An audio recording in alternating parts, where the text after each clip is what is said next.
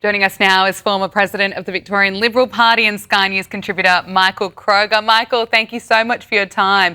So Jasmine Crockett, she's been described as a star there, sharply going after Donald Trump.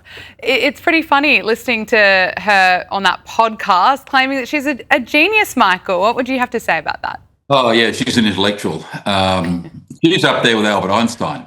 I mean, she's right up there. She says so herself, Gabriella. There's no doubt about her incredible intellect. It's seething through all of the interviews she gives, her depth. She's up there with Jordan Peterson and Douglas Murray. She's right up there.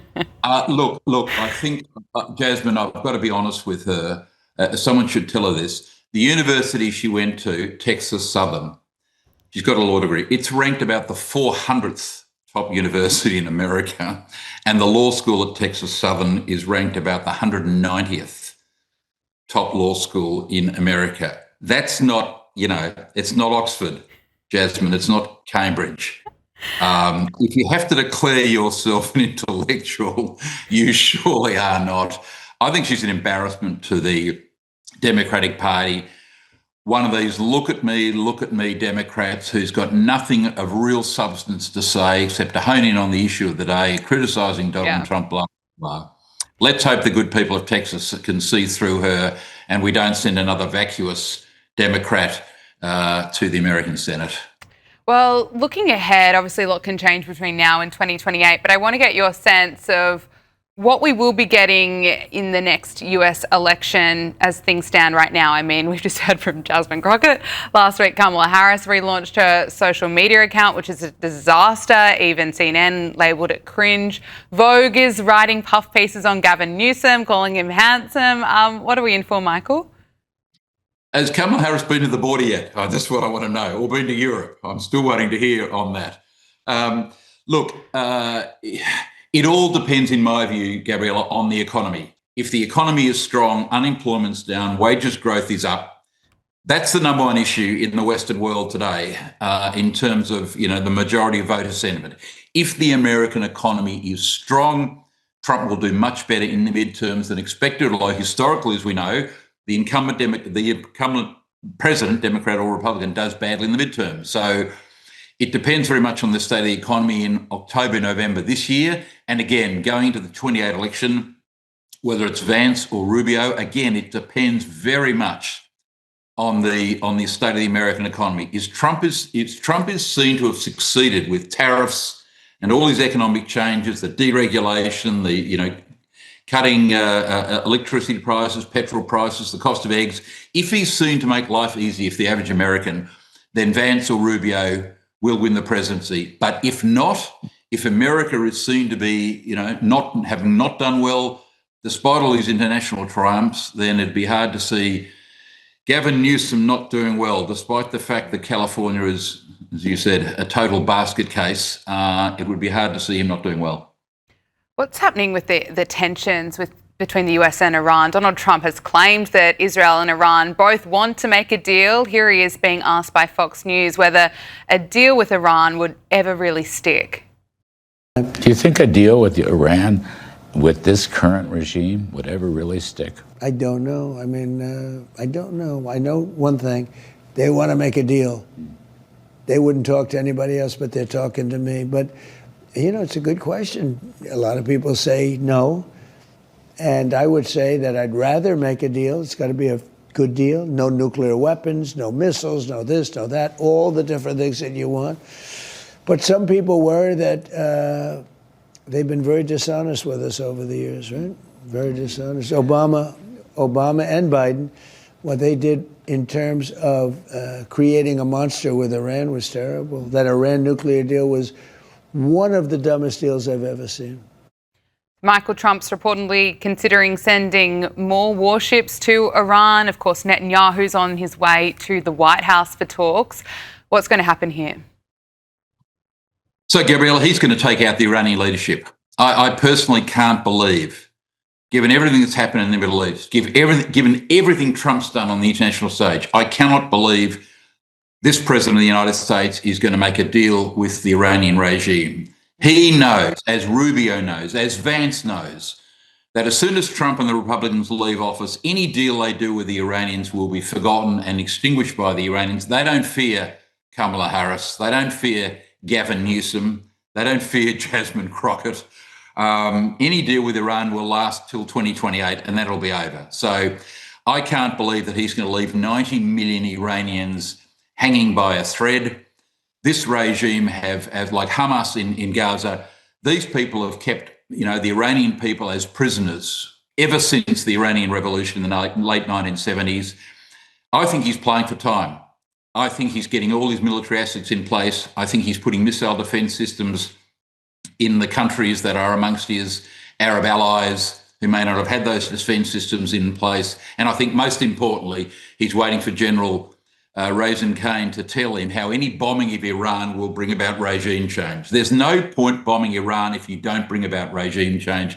I think Trump has firmly fixed in his mind to get rid of this regime. Of course, they cannot be trusted. Once he's fixed up the Iranian regime, then we can look forward, Gabriella, to President Marco Rubio of Cuba by the end of the year, hopefully. Well, we'll be watching it very closely. I want to get your thoughts on what's happening in the UK before we talk about Australia. Of course, Keir Starmer is under more and more pressure to resign. He's been in the top job for just 18 months and he's been in the firing line over his decision to hire Peter Mandelson as the UK's ambassador to the US, despite being warned about his ties to Jeffrey Epstein. What's your assessment of this and how much longer does Starmer have left? Well, not that much longer, but they've got to agree on a challenger. There's 5 or 6, potential candidates for Angela Rayner down in the list of people that want to take over. I think what we can say with certainty is this: Starmer's got zero chance of winning the 28 election. He won't get re-elected under any circumstances.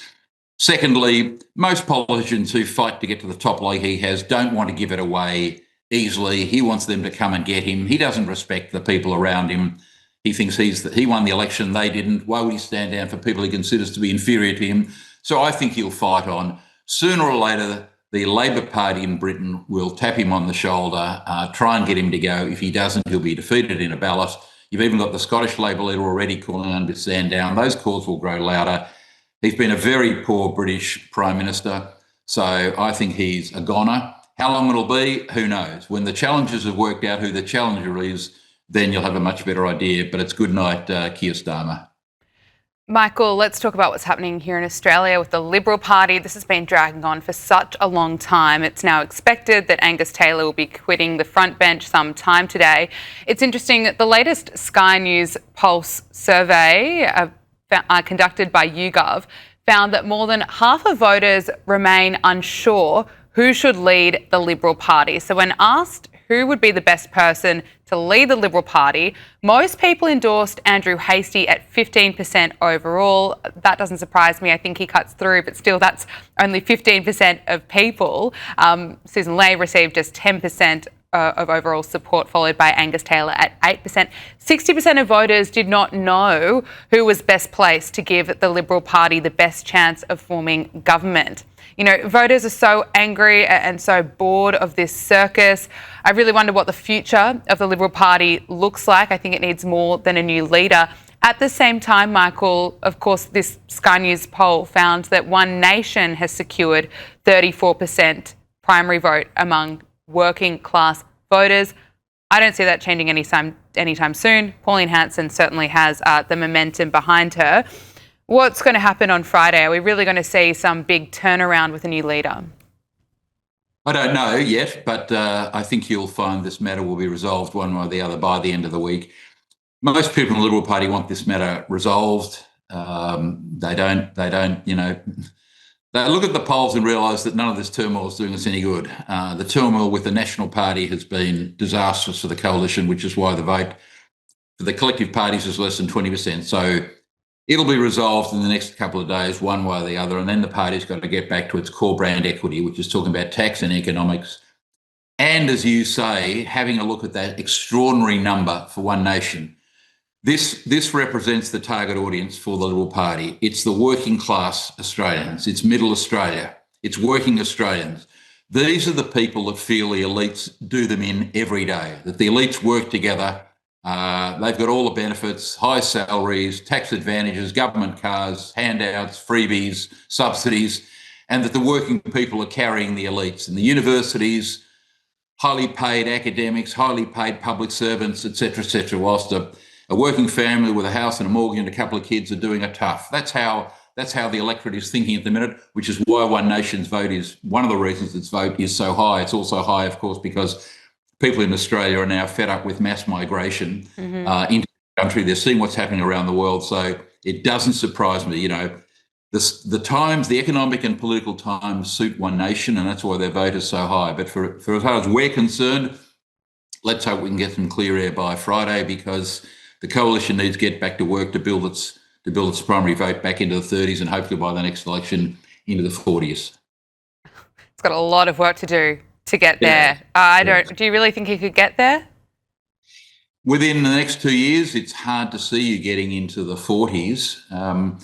But just as votes can collapse, they can recover quickly. I mean, One Nation's vote has gone from 6% at the May election, which is 9 months ago. It's gone from 6 to 28 primary vote. In 9 months that's happened. But Pauline Hanson's been consistent for decades. She has, but consistently low votes too. I mean, her polling has been 6% or less for most of the last 30 years. There have been times in Queensland early on, other times where it's gone beyond 10. But historically, the One Nation vote has been sub 10 for 30 years. Now it's blown to 28. The major parties have got to try and work out why. Not chase One Nation, but just reflect One Nation's concerns. That's why their vote is so high. You are an idiot. You're a political idiot if you look at that vote and dismiss it. It's now constant in every one of these polls. High 20s vote for One Nation. Well, if you don't look at that and think what's going on here, then you've learned nothing from history. Yeah, well, I don't see that changing for One Nation anytime soon. We have to leave it there. Former President of the Victorian Liberal Party and Sky News contributor Michael Kroger, thank you so much for joining us. Pleasure, Gab.